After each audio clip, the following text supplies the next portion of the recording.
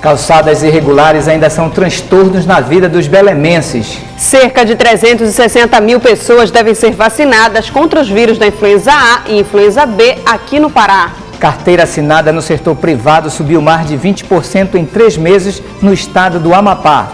Contribuintes têm até o dia 30 de abril para enviar a declaração do Imposto de Renda 2019. 216 casos suspeitos de meningite.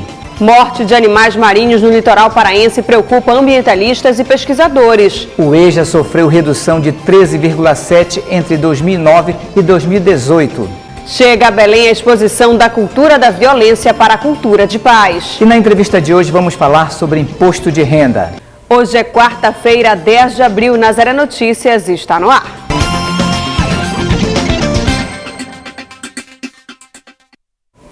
Começamos o Nazaré Notícias de hoje falando de mobilidade urbana. Até setembro do ano passado, a Secretaria Municipal de Urbanismo notificou mais de 400 irregularidades em calçadas de Belém e seus distritos. Um problema que compromete o ir e vir das pessoas e infringe o Código de Postura do município. É fácil para você andar pelas ruas de Belém? Para a Síblia, que é deficiente visual e tem o que ela chama de mobilidade reduzida, não é bem assim. Bastante buraco, irregularidade, né, nas calçadas, elas são cheias de aclives e declives.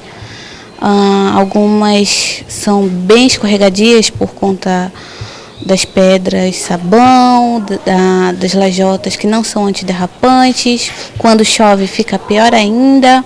Algumas são estreitas demais para andar. Algumas têm carro em cima que os moradores colocam atravessados. A dificuldade é causada pela falta de cuidado com o espaço público, mas de responsabilidade individual, a calçada. De acordo com a Lei 7.055, em que o Código de Posturas do município está previsto, as normas são claras. O padrão é natural, você tem uma via pavimentada que tem um meio-fio, e o meio-fio ou linha d'água, como queira, ele tem sempre acima da linha do asfalto 15 ou 20 centímetros. E a calçada ela tem que respeitar o mesmo padrão do meio-fio. No caso de calçadas largas, você pode fazer uma inclinação suave na base de 0,08 por metro de calçada, por metro transversal de calçada, e aí você faz uma inclinação leve para a água escorrer para o meio-fio.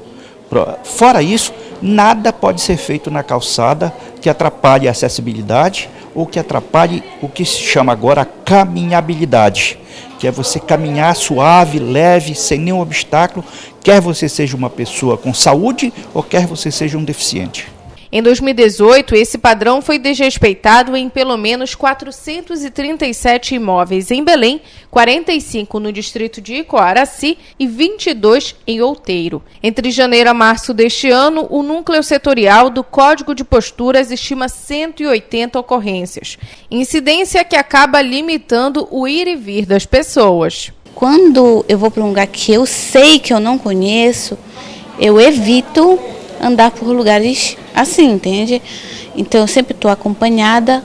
Quando eu não posso ter companhia, eu não me locomovo muito. Eu nunca caí em bueiro, nunca caí na calçada, porque eu ando muito devagar, justamente pela mobilidade reduzida, que me obriga a andar devagar, então acaba que me facilita, né, o cuidado. O que acontece é que alguns moradores, por excesso de zelo, por ignorância ou às vezes por vaidade e por briga de vizinho, acham que a calçada dele tem que ser mais bonita do que o outro. Aí começa a botar lajota, floreira, garagem, escada caracol, enfim. Cria uma parafernália de obstáculos nas calçadas, o que é absolutamente proibido pela lei. Caso sejam verificadas irregularidades em calçadas que impeçam a circulação de pessoas, o indicado é comunicar à CEURB. No momento da denúncia ou da fiscalização, ele recebe uma notificação que lhe dá 48 horas para ele se apresentar lá no setor de atendimento da CEURB e justificar por algum motivo a calçada irregular que ele fez. Muito bem. A partir daí, nós lhe damos 10 dias por lei também para que ele faça uma defesa.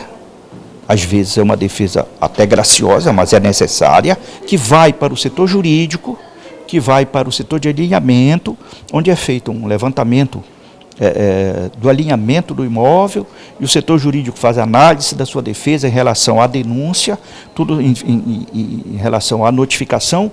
Feito isso, tem um parecer final do setor jurídico, não pode permanecer. Um trabalho que deve contar com o apoio da população. A sociedade precisa entender que ela não pode alterar uma calçada ou puxar a sua casa. A pessoa não pode puxar a sua casa até o limite da calçada e sobrar 50 centímetros para a gente andar. Ou colocar o seu carro na calçada que é para pessoas passarem. O meu direito de ir e vir, ele consiste em tudo isso. E para denunciar os casos de violação do Código de Postura, é só ligar para o 91, que é o código de área, 3039 3707.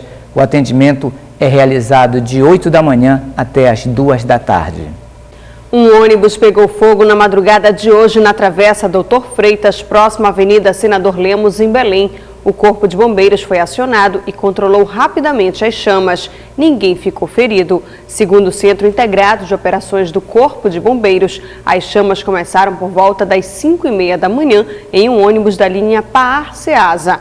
Um incêndio no ônibus, que estaria carregado com frutas, assustou os rodoviários e os passageiros do veículo. Os contribuintes têm até o dia 30 de abril para enviar à Receita Federal a declaração do Imposto de Renda 2019. A expectativa é que 30,5 milhões de declarações sejam feitas. Para saber quem deve declarar, como e quais os riscos caso isso não for feito, confira agora o nosso quadro de direitos desta semana.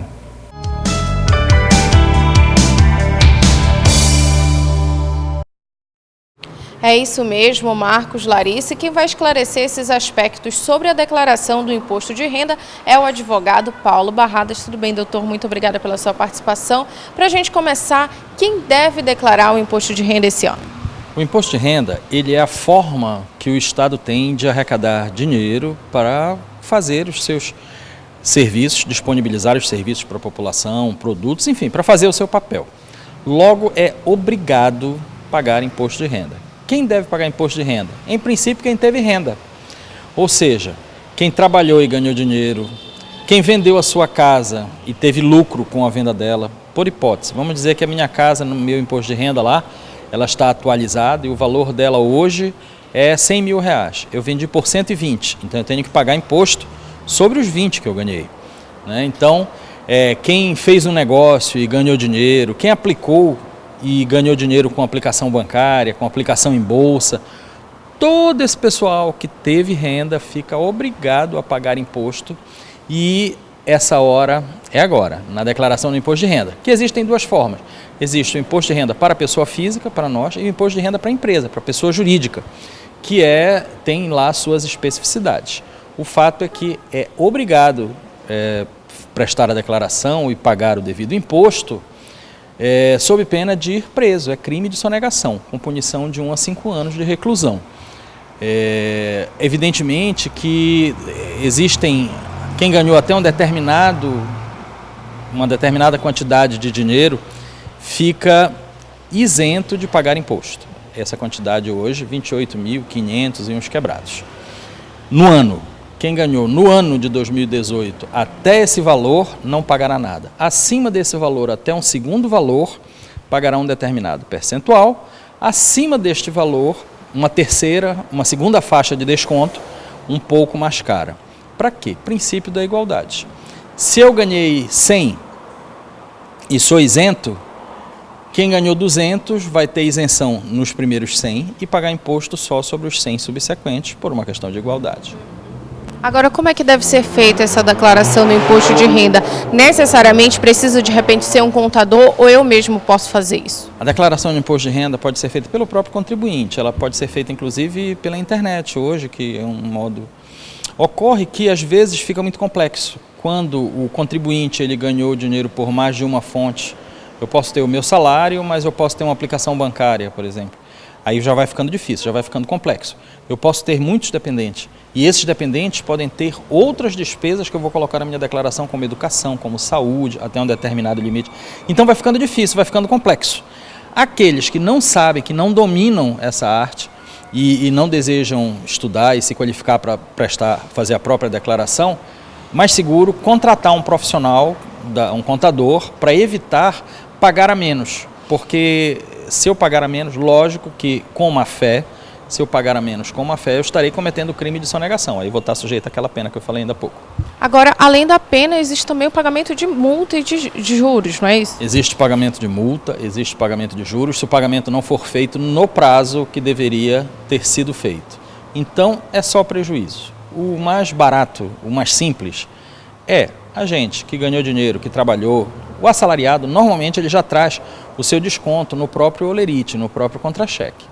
Seja servidor público, seja trabalhador da iniciativa privada. Mas mesmo assim, ainda tem que fazer um encontro de contas lá no final, no outro ano, no início do outro ano, no caso agora, né, até 30 de abril, porque ele pode ter até, quem sabe, imposto a restituir.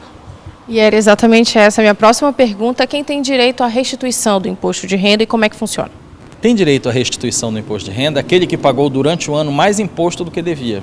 Então, por exemplo, vamos dizer que eu trabalho e ganho mais por ano do que esses 28 mil e quebrados, que é a faixa de isenção. Então eu vou ter que pagar. Logicamente vai sair do meu salário, lá já vem feita o desconto do imposto de renda. Mas vamos dizer que eu tenho um filho que precisou de um tratamento especial e eu paguei esse tratamento. Eu vou poder fazer o desconto disso no meu imposto de renda. O que eu paguei em saúde e posso descontar lá pelo filho pode ser maior do que aquilo que eu deveria ter pago como imposto de renda. Aí o Poder Público Federal vai ter a me devolver, a me restituir. Por isso que é muito importante que o imposto de renda seja executado, seja feito por quem conhece. De preferência, quem tem formação para isso.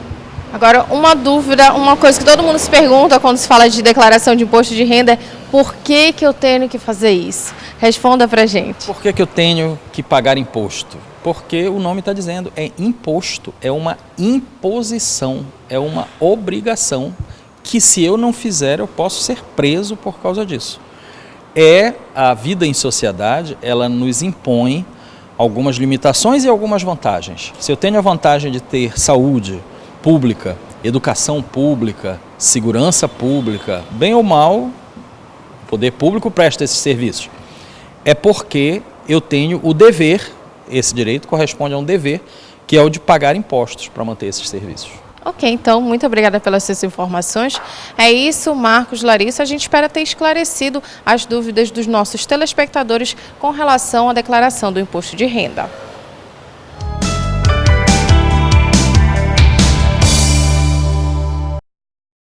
E agora vamos falar de saúde. Começa hoje a campanha nacional de vacinação contra a influenza. Aqui na capital paraense, a campanha deve imunizar mais de 360 mil pessoas contra os vírus influenza A e influenza B.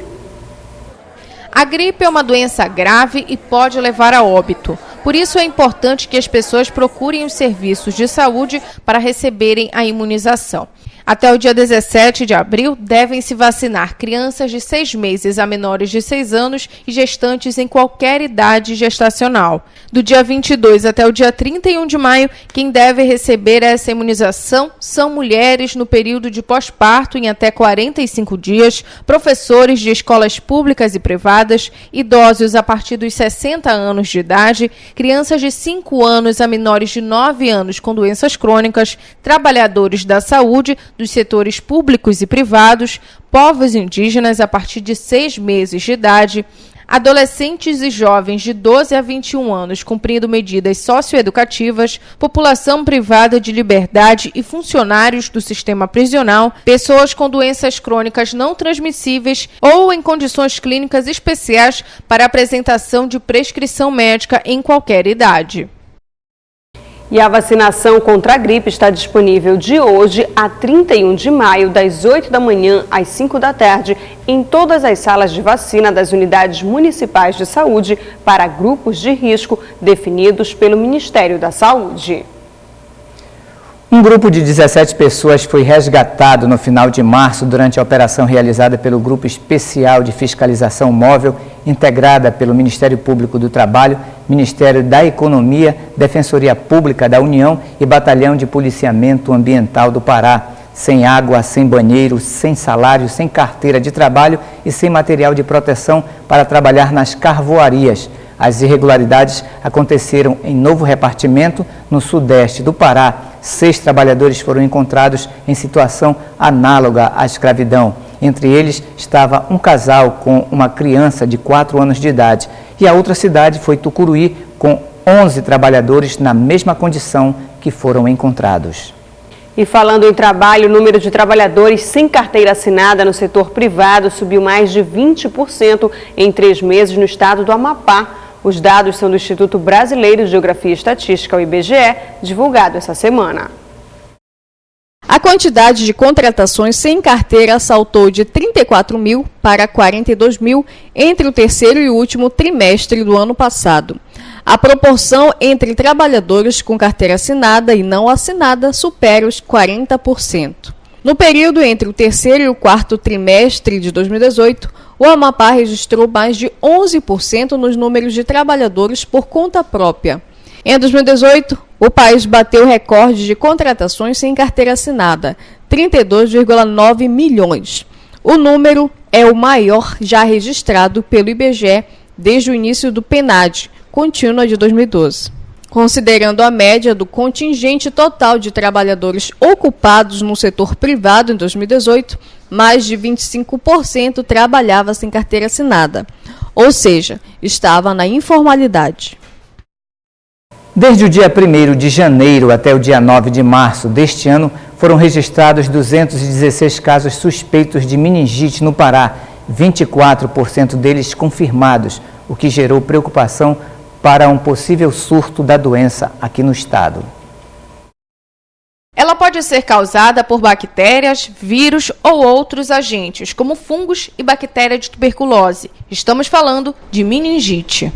A meningite são infecções que acometem uma determinada região do cérebro, que são as meninges. O que são as meninges? São as membranas que envolvem o cérebro. Então, quando nós temos um processo inflamatório, exudativo, causado ou por bactérias, ou por vírus, ou mesmo por outros agentes, essas membranas elas ficam inflamadas e são responsáveis por toda a sintomatologia do paciente. De janeiro a 9 de março deste ano, 52 pessoas no Pará foram diagnosticadas com meningite. 11 foram classificados como doença meningocócica e 17 como meningite bacteriana, os tipos mais comuns da doença.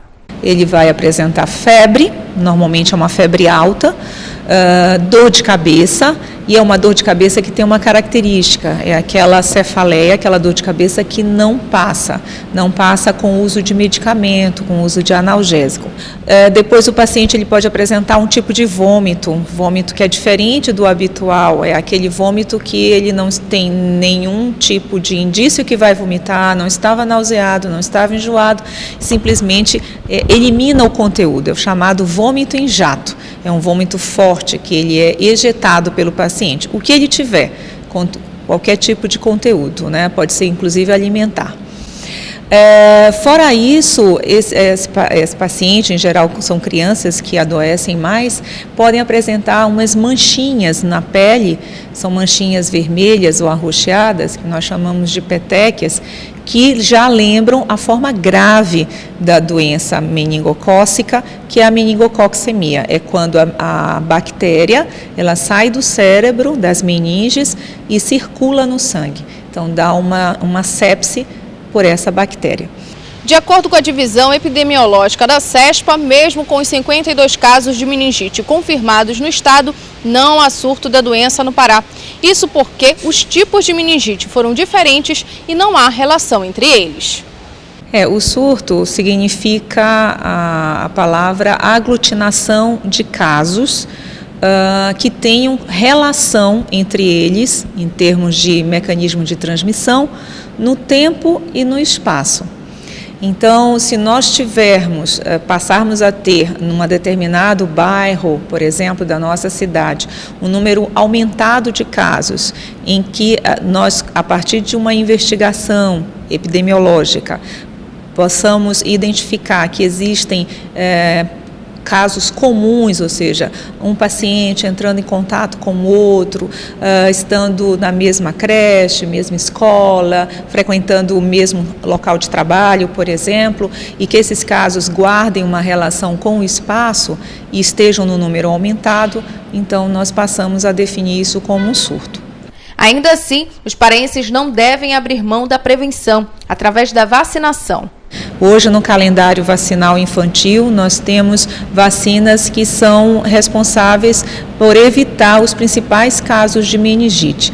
Então, nós temos a vacina para hemófilos, que é a vacina pentavalente, que está no calendário infantil, no 2º, no 4º e no 6º mês do bebê. Nós temos a vacina conjugada 10 para o pneumococo, que também evita a meningite por pneumococo. Nós temos a meningococo C, a vacina que é para prevenção da meningite pelo meningococo C, que é um tipo mais frequente, como eu falei. E nós temos ainda a BCG, que é uma vacina que o bebê recebe logo ao nascimento, que evita a tuberculose no sistema nervoso central. Caso isso não seja feito e a pessoa seja diagnosticada com a doença, o diagnóstico rápido e o tratamento são peças-chave para a cura da meningite. Esse tratamento, a primeira coisa é importante colocar para a população que, estando na suspeita desses casos de meningite, cujo no exame físico o médico ele vai observar, eu esqueci de falar, uma alteração muito importante que é a chamada rigidez de nuca. Então, o pescocinho da criança ou do paciente, ele fica rígido quando você tenta fazer uma flexão. Isso é uma manobra feita pelo médico. Então, com esses sintomas, procure rápido a unidade de saúde. O médico que está lá, ele vai dar o diagnóstico e vai iniciar. O tratamento ele é feito com antibióticos que são administrados na veia do paciente, portanto, via endovenosa. O paciente precisa ser hidratado e receber outras medicações de suporte. Participe da produção aqui do Nazaré Notícias. Envie para nós sugestões de entrevistas ou de reportagens para o nosso WhatsApp, o número é o 988023444. E ajude os meios de comunicação da Arquidiocese de Belém, seja mais um e faça parte da família Nazaré. Ligue 4006-9211. E você acompanha ainda nesta edição. Morte de animais marinhos no litoral paraense preocupa ambientalistas e pesquisadores. O EJA sofreu redução de 13,7% entre 2009 e 2018 no estado do Amapá. Chega a Belém a exposição da cultura da violência para a cultura de paz. Voltamos com Nazaré Notícias e agora vamos falar sobre a fauna e o meio ambiente amazônico.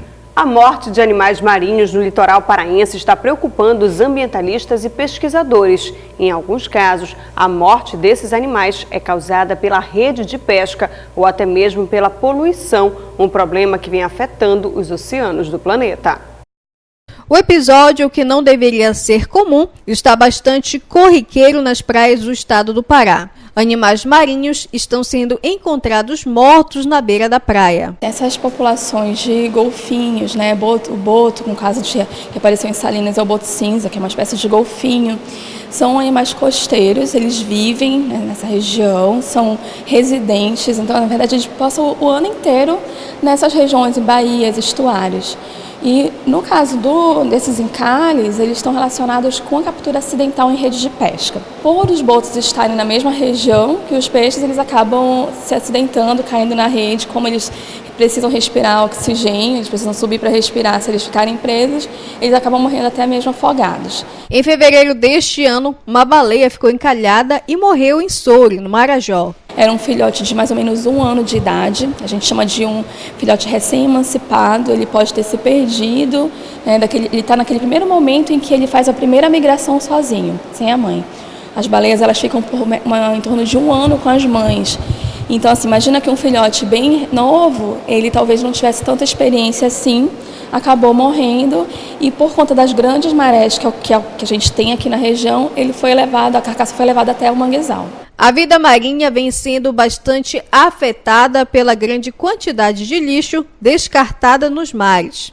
De acordo com o projeto Tamar, cerca de 6,4 milhões de toneladas de lixo marinho são descartadas nos oceanos e mares a cada ano. Mais de 13 mil pedaços de lixo plástico estão atualmente flutuando em cada quilômetro quadrado de oceano. Muitos animais ingerem estes resíduos, confundindo-os com alimentos. O importante é que, ao encontrar esses animais e na possibilidade de resgate, comunicar aos órgãos competentes e aos grupos de pesquisa. Então a gente trabalha com pesquisa e conservação, né, dos mamíferos aquáticos. Desde a gente começou fazendo o levantamento mesmo de quais espécies ocorrem.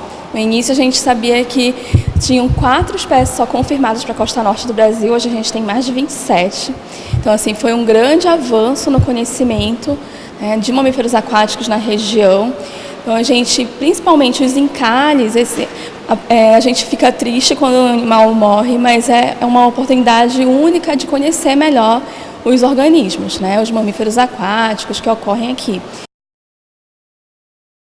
A partir desta quarta-feira, um trecho da Avenida João Paulo II, aqui em Belém, próximo ao viaduto do Coqueiro, será interditado para a instalação da primeira passarela prevista pela obra do prolongamento da via.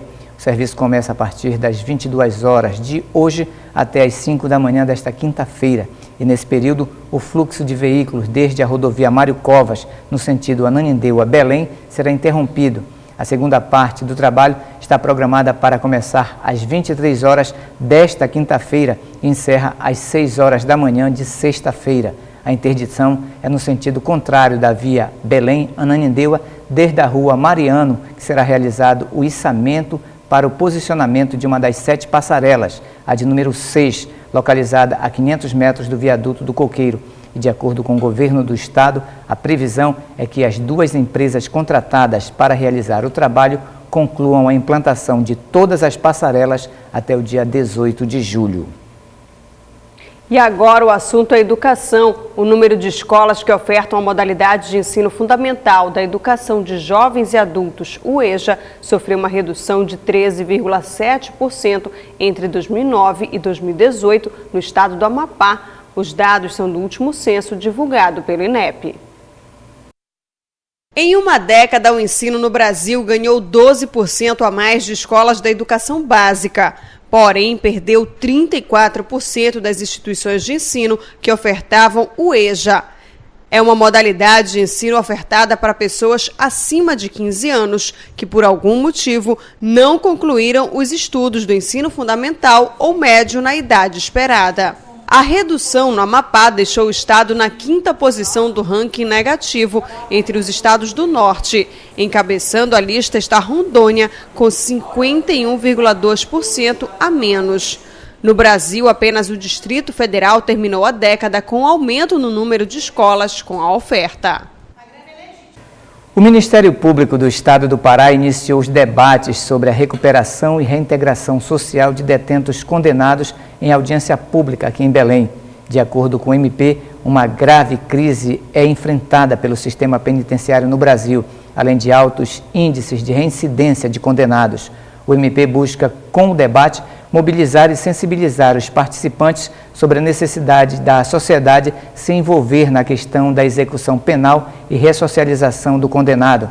Devem participar, aliás, participaram da audiência o Procurador-Geral de Justiça do Pará, Gilberto Martins, membros do Ministério Público do Estado do Pará, o Promotor de Justiça do Ministério Público de Minas Gerais, Henrique Nogueira Macedo, Marcelo Gomes Moutinho, representante da Federação Brasileira das Associações de Proteção e Assistência aos Condenados. A audiência aconteceu hoje pela manhã e busca solução para internos do sistema penal paraense. A Promotoria de Justiça do Consumidor emitiu recomendação para que as cidades de Santarém, Belterra e Mojuí dos Campos, no oeste do Pará, coíbam o comércio irregular do gás de cozinha. No prazo de 30 dias, as fiscalizações devem ser intensificadas nos municípios. De acordo com o Ministério Público do Estado do Pará, os municípios vêm sofrendo com a revenda irregular de gás de cozinha há algum tempo. Por isso, houve necessidade de promover a interação entre os órgãos fiscalizadores para combater essa prática. A revenda de botijão de gás GLP compreende a aquisição, o armazenamento, transporte, a venda de recipientes com produto e a assistência técnica ao consumidor. A venda clandestina coloca em risco a vida e a segurança dos consumidores e das pessoas que moram próximas dos estabelecimentos. Estão aptas a realizarem as fiscalizações as secretarias municipais de trânsito, DETRAN e demais órgãos fiscalizadores nas áreas urbanas, a Polícia Militar, Civil, Rodoviária e Bombeiros, além da Secretaria Estadual da Fazenda. E agora vamos falar de educação. As inscrições para a seleção da primeira turma do programa de pós-graduação em ensino de língua portuguesa e suas respectivas literaturas em nível de mestrado profissional do Centro de Ciências Sociais e Educação da Universidade do Estado do Pará estão abertas a partir de hoje. Os interessados às vagas devem ficar atentos ao prazo, que segue aberto até o dia 2 de maio. No total, serão disponibilizadas 15 vagas. O mestrado é reservado a pessoas graduadas em licenciaturas em letras, língua portuguesa ou licenciatura em letras libras, que estejam atuando como professores de língua portuguesa na educação básica. As inscrições deverão ser feitas por meio do envio do formulário de inscrição devidamente preenchido e encaminhado com o comprovante do depósito da taxa de inscrição, além de cópias do documento listados no edital. A documentação exigida deve ser entregue pessoalmente ou enviada via SEDEX para o protocolo da UEPA, que fica localizado na Travessa de Djalma Dutra, sem número, no bairro do Telégrafo. E vamos acompanhar agora a previsão do tempo para esta quinta-feira em municípios da Amazônia.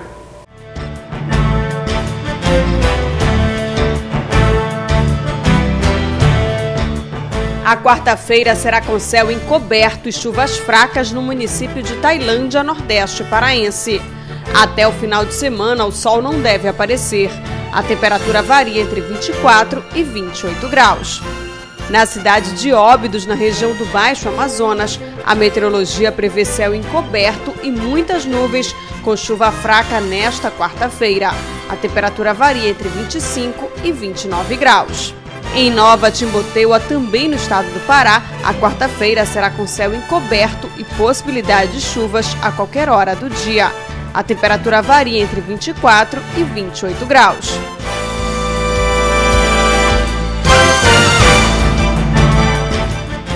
O sol aparece entre nuvens nesta quarta-feira em Rio Branco, na capital do Acre.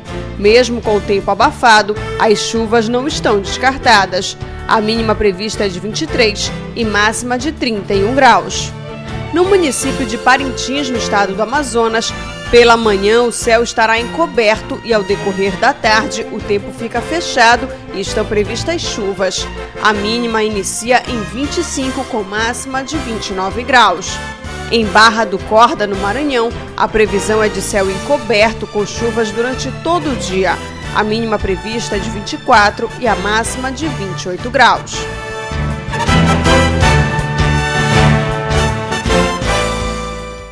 Depois de passar por 230 cidades em 31 países e ser traduzida para 9 idiomas, chega a Belém a exposição da cultura da violência para a cultura de paz. Em cartaz no Instituto de Ciências Jurídicas da UFPA, a mostra traz uma reflexão sobre as questões das armas nucleares e a segurança humana.